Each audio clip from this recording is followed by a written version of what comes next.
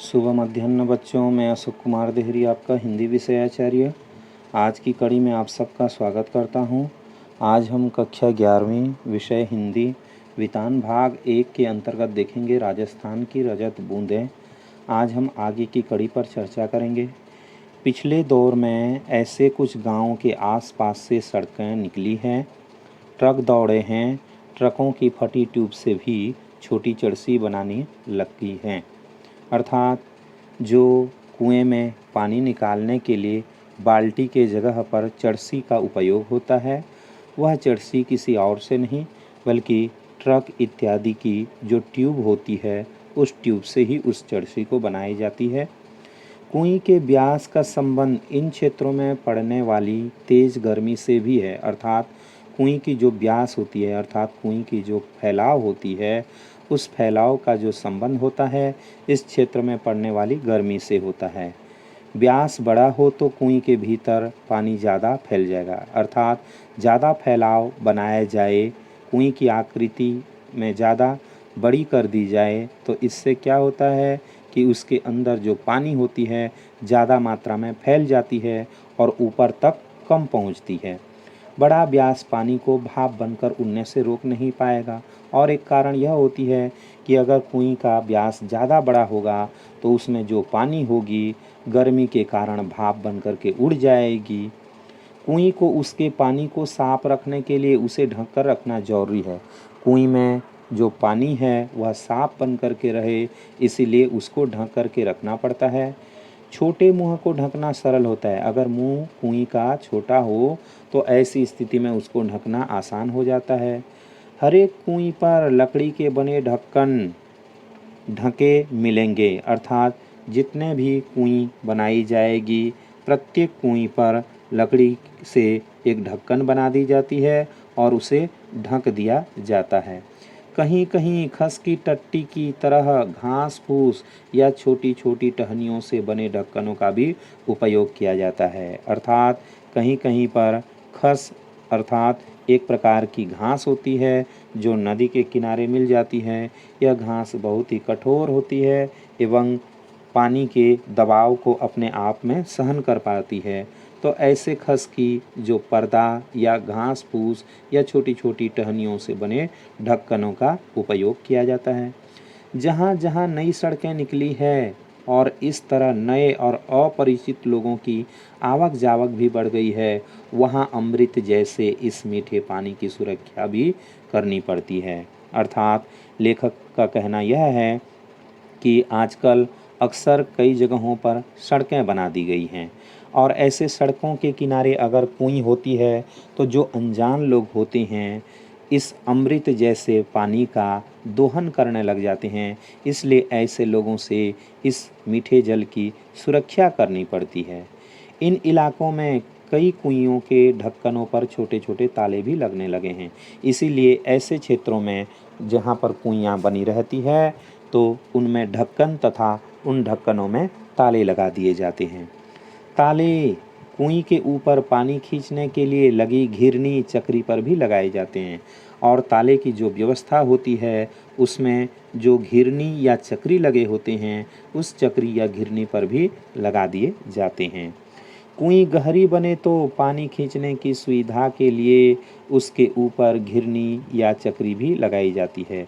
चक्री या घिरनी का उपयोग इसके लिए किया जाता है ताकि अगर कुएं का जो गहराई है वह ज़्यादा होगी तो ऊपर तक आने में सुविधा होगी। यह गरेड़ी चरखी या फरेड़ी भी कहलाती है। अर्थात घिरनी को गरेड़ी चरखी या फरेड़ी के नाम से भी जानते हैं। फरेड़ी लोहे की दो भुजाओं पर भी लगती है। इस फरेड़ी को या घिरनी को लोहे के दो भुजाओं में भी लगा दी जाती है, लेकिन प्रायः यह गुलेल के आकार के एक मजबूत तने को काटकर उसमें आर पार छेद बनाकर लगाई जाती है और अक्सर कुछ जगहों पर गुलेल की आकृति के लकड़ी के दो हिस्से पर छेद करके भी इसे लगाने का कार्य किया जाता है। इसे उड़ाक कहते हैं। इसे उड़ाक भी कहा जाता है, अर्थात आड़ करने वाला। उड़ाक और चरखी के बिना इतनी गहरी और संकरी कुएं से पानी निकालना बहुत कठिन काम बन सकता है। कहने का अभिप्राय, यदि उड़ाक की व्यवस्था न की जाए तो ऐसे में इतनी गहरी और संकरी कुएं से जो पानी निकालने का कार्य है बहुत ही कठिन हो जाता है। उड़ाक और चरसी को यहाँ वहाँ बिना टकराए सीधे ऊपर तक लाती हैं।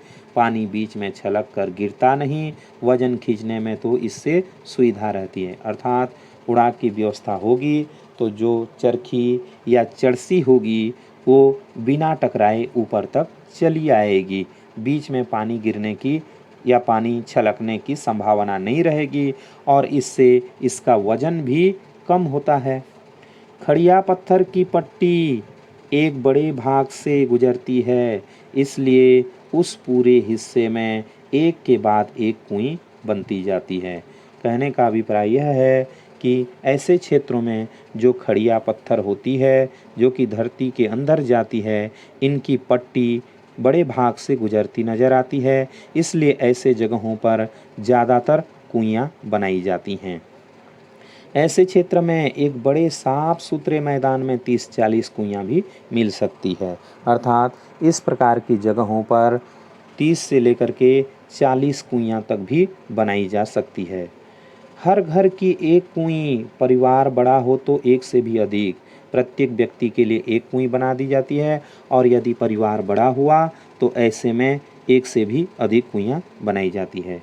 निजी और सार्वजनिक संपत्ति का विभाजन करने वाली मोटी रेखा कुएं के मामले में बड़े विचित्र ढंग से मिट जाती है।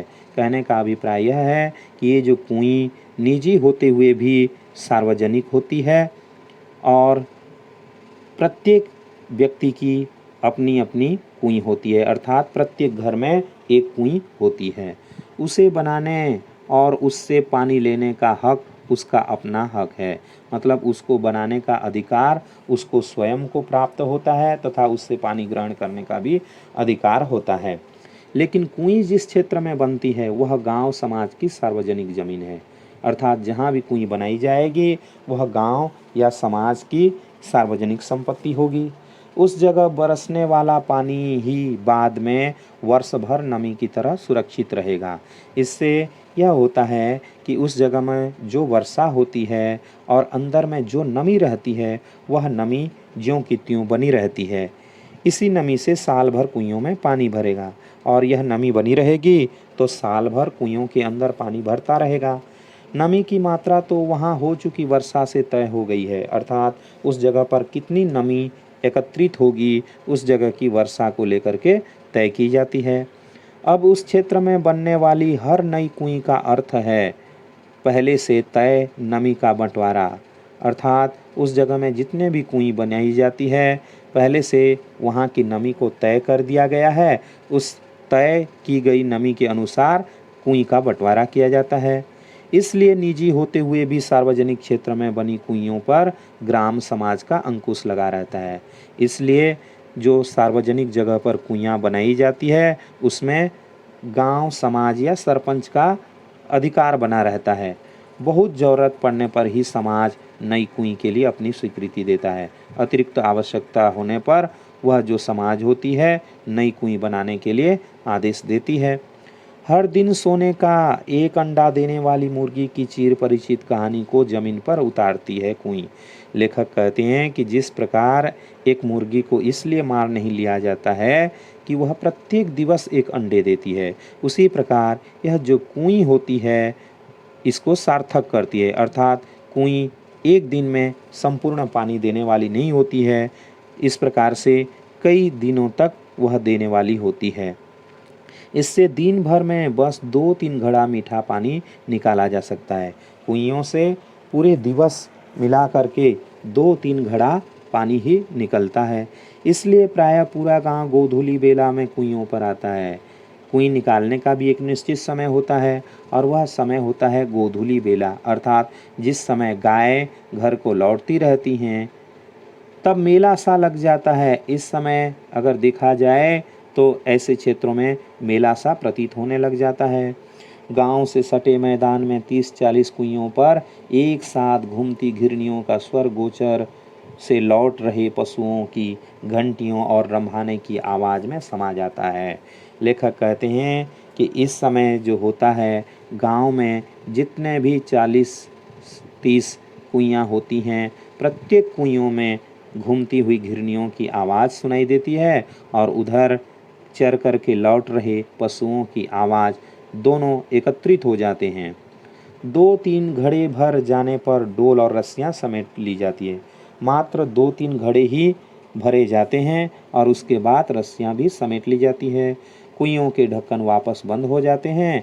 रात भर और अगले दिन भर कुइयाँ आराम करेगी। इसके बाद ढक्कन बंद कर दिया जाता है। उस रात तथा अगले दिन फिर उसी समय शाम के वक्त वह कुइयाँ खुलती है। रेत के नीचे सब जगह खड़िया की पट्टी नहीं है, इसलिए कुईं भी पूरे राजस्थान में नहीं मिलेगी। कहने का अभिप्राय प्रत्येक जगह खड़िया पत्थर नहीं होती है, इसलिए राजस्थान में हर जगह कुईं नहीं बनाई जाती। चूरू, बीकानेर, जैसलमेर और बाड़मेर के कई क्षेत्रों में यह पट्टी चलती है और इसी कारण वहाँ गांव-गांव में कुइयाँ ही कुइयाँ है। जैसलमेर जिले के एक गांव खरेड़ों की ढाणी में तो 120 कुइयाँ थी। लोग इस क्षेत्र को 6 अर्थात 6 × 20 के नाम से जानते थे। कहीं कहीं इन्हें पार भी कहते हैं। कहने का अभिप्राय कुछ जगहों पर इसको पार के नाम से भी जाना जाता है। जैसलमेर तथा बाड़मेर के कई गांव पार के कारण ही आबाद हैं, अर्थात इन कुइयों के कारण जैसलमेर और बाड़मेर के कई गांव आबाद हैं। इसलिए उन गांवों के नाम भी पार पर ही हैं, जैसे जानरे आलो पार और सिरगू आलो पार। अलग अलग जगहों पर खड़िया पट्टी के भी अलग अलग नाम हैं। इन खड़िया पट्टियों को भिन्न भिन्न जगहों पर भिन्न भिन्न नामों से पुकारा जाता है। कहीं यह चारोली है तो कहीं धाधड़ो, कहीं धड़धड़ो, कहीं पर बिट्टुरो, बल्लियों के नाम से भी जानी जाती है। तो कहीं इस पट्टी का नाम केवल खड़ी भी है और इसी खड़ी के बल पर खारे पानी के बीच मीठा पानी देती खड़ी रहती है कुईं। जो कुईं होती है इन खड़िया पत्थरों के ऊपर प्रतिष्ठित होकर के मीठा जल निरंतर प्रदान करती रहती है। आज के लिए इतना ही। आशा करता हूँ आज का वीडियो आपको ज़रूर अच्छा लगा होगा। यदि आज का वीडियो आपको अच्छा लगा हो तो प्लीज़ लाइक, शेयर और सब्सक्राइब करना न भूलें।